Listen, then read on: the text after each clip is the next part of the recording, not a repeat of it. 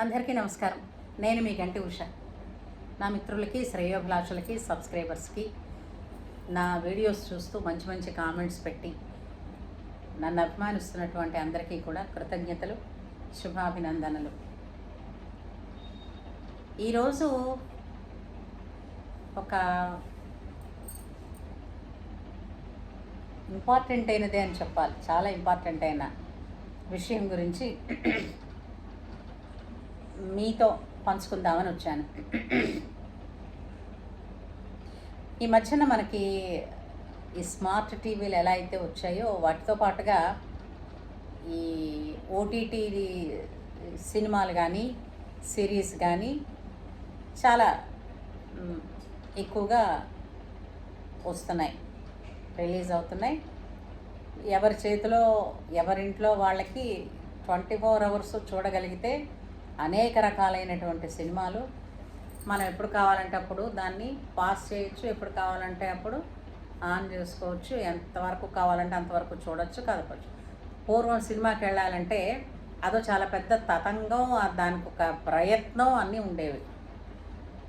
పల్లెటూళ్ళల్లో ఉండే వాళ్ళకైతే వాళ్ళు మరో ఊరు వచ్చి ఆ దగ్గరలో ఉన్న ఒక చిన్న బస్తీకి వచ్చి వాళ్ళు సినిమా చూసి వెళ్ళేవారు.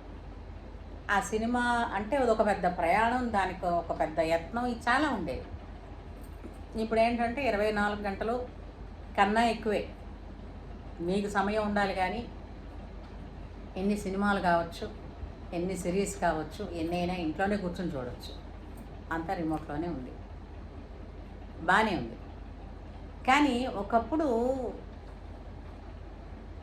పాత సినిమాల్లోని కొన్ని పర్వాలేదనిపించే పదాలను కూడా ఇది సెన్సార్ అని కట్ చేసి పడేసేవారు. అలాంటిది ఇప్పుడు భాషని, అంటే ఆ భాషకి విలువలు పోయాయి. ప్రతి వెబ్ సిరీస్ కావచ్చు, సినిమా కావచ్చు, ఏదైనా మీకు అభ్యంతరకరమైనటువంటి పదజాలం ఏదైతే ఉందో అది పెట్టడం ఒక ఫ్యాషన్ అయిపోయింది.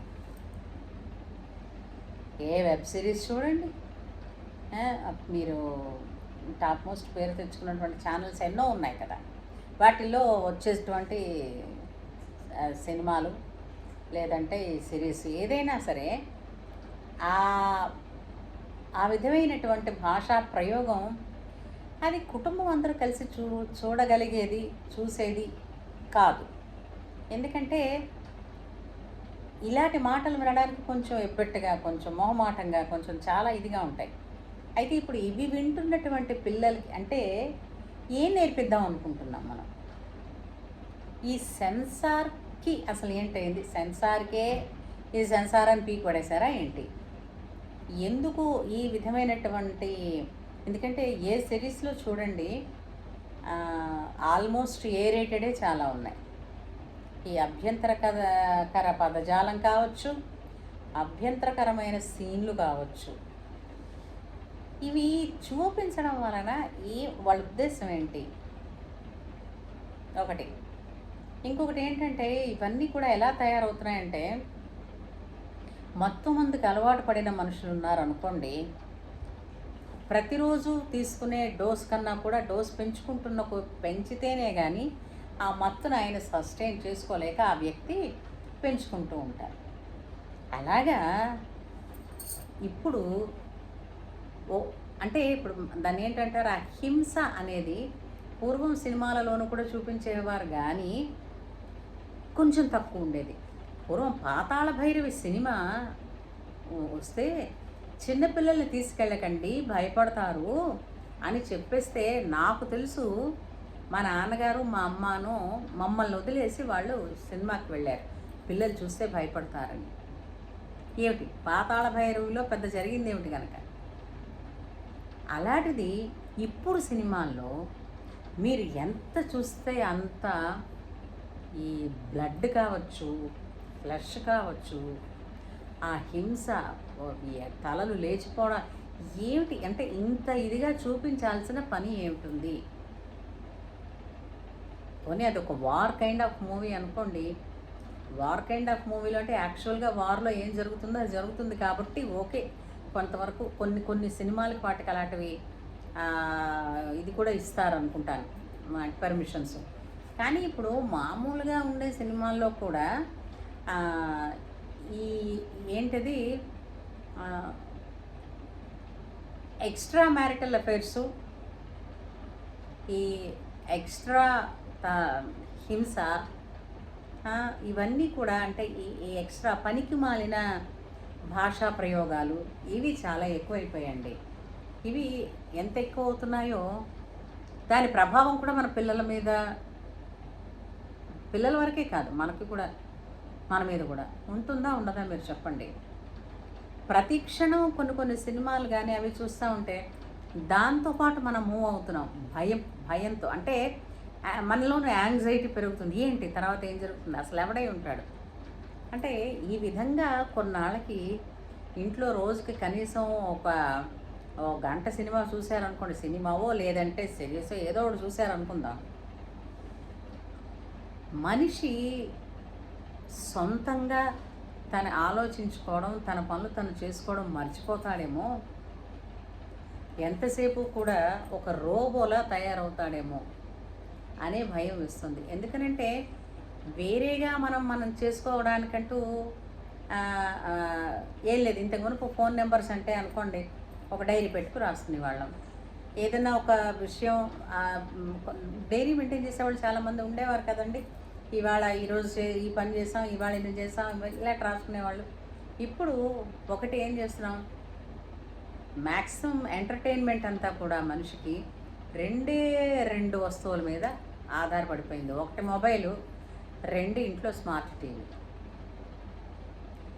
ఈ రెండిటి వల్ల ఏంటవుతోంది, ఇప్పుడు హ్యాపీగా ఒక డైరీ రాయక్కర్లేదు. ఎందుకంటే మీ మొబైల్ స్మార్ట్ మొబైల్ కాదా, మొబైల్లో నోట్స్ అని ఒకటి ఉంటుంది కదా, ఆ నోట్స్లో మీరే రాసేసుకొని ప్రొఫైల్లో పెట్టేసుకోండి అంటారు కదా.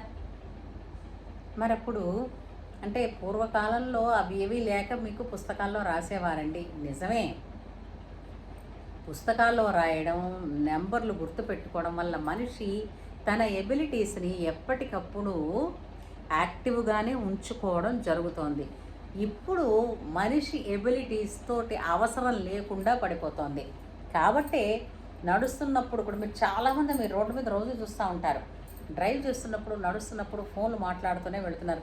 అంటే ఏంటి, పక్క నుంచి ఒక వెహికల్ వెళుతున్నా కూడా హారన్ కొడుతున్నా కూడా వినిపించిన పరిస్థితుల్లో. అంటే ఏంటి, ఎక్కడ ఏ పని చెయ్యాలో అది అక్కడితోనే ఆపేసి వెళ్ళడం కాకుండా అది క్యారీ అని అయిపోవడం వల్ల మీరు ఫోన్లో ఎవరితో మాట్లాడుతున్నారో ఆ ఎమోషన్ మీ మైండ్లో రన్ చేస్తూ ఉండగా మీరు while you are walking on the road అనుకోండి, అది ఇబ్బంది కాదా? ఎంత పెద్ద రిస్క్ అండి, ప్రాణానికే కదా. అందుచేత ఇప్పుడు అది ఆగాలి అంటే అసలు ఫస్ట్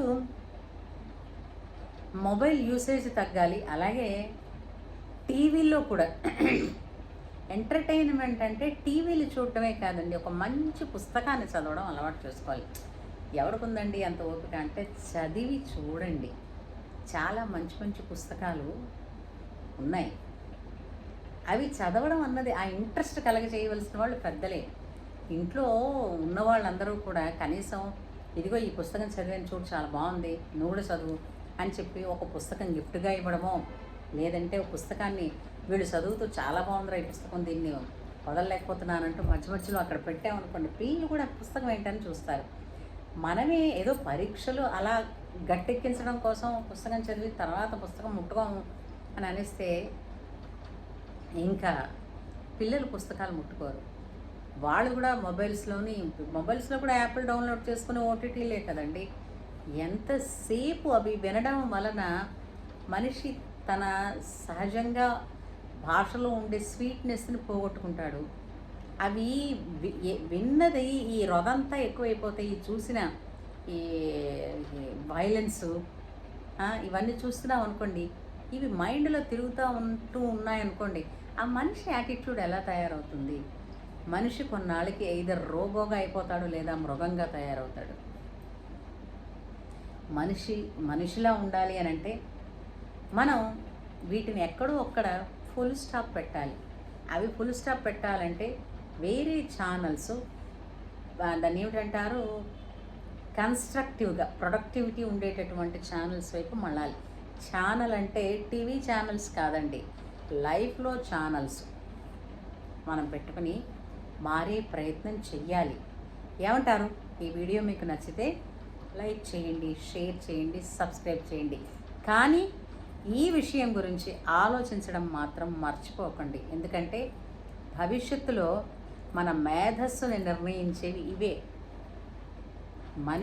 మనిషిగా ఉండాలి కానీ మరి ఒకరు మన మీద రుద్దుతున్నటువంటి ఇప్పుడు ఈ విధమైనటువంటి ప్రయోగాలకి బానిసగా మారకూడదని చెప్పేసిందే నా ఆవేదన.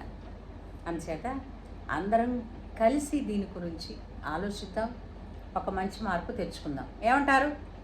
జై శ్రీరామ్.